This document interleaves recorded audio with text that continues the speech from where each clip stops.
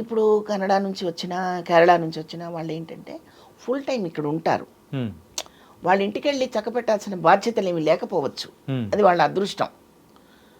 బాధ్యతలు లేవు కాబట్టి ఇంకా ఇక్కడే ఎక్కువ టైం ఉంటారు, 10-11 గంటల దాకా ఉంటారు.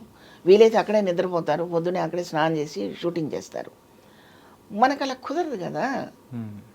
కానీ వాళ్ళని తెచ్చుకున్నా కానీ దాంతోపాటు ఆ ఖర్చు అనేది కూడా పెరుగుతుంది కదా. అంటే వాళ్ళకు రావడము, అంటే హోటల్ స్టే ఇవ్వడము, మళ్ళీ అప్ అండ్ డౌన్ టికెట్స్ కానీ ఎవ్రీథింగ్ అన్ని చూసుకోవాలి. హోటల్ స్టే ఉందండి, మణికొండ మొత్తం ఉన్న ఇళ్ళన్నీ బెంగళూరు వాళ్ళకే కదా ఇచ్చింది. ఓకే. మణికొండలో ఉన్న ఇళ్ళన్నీ, మణికొండలో ఉన్న నివాసాలన్నీ బెంగళూరు ఆర్టిస్టులు ఉండడానికి నివాసం ఏర్పరిచారు. ఒక పెద్ద ఇల్లు తీసుకోవడం, అందులో ఒక 4-5 షేర్ చేసి ఎవరి బెడ్రూమ్ వాళ్ళకి పెట్టడం, భోజన సదుపాయాలన్నీ ఏర్పరచడం, పొద్దున్నే షూటింగ్ తీసుకెళ్ళడం చేస్తున్నారు. ఓకే. కాబట్టి ఎప్పుడో ఎక్కడో ఒకసారి 2 సార్లు హోటల్ రూమ్లు ఇస్తారేమో తప్ప ఎక్కువ టైం వాళ్ళకి ఇక్కడ ఇల్లు ఏర్పాటు చేసేసి హైదరాబాదులో ఒక నివాసాన్ని ఏర్పరిచినప్పుడు వాళ్ళు దానికి అలవాటు పడిపోయారు.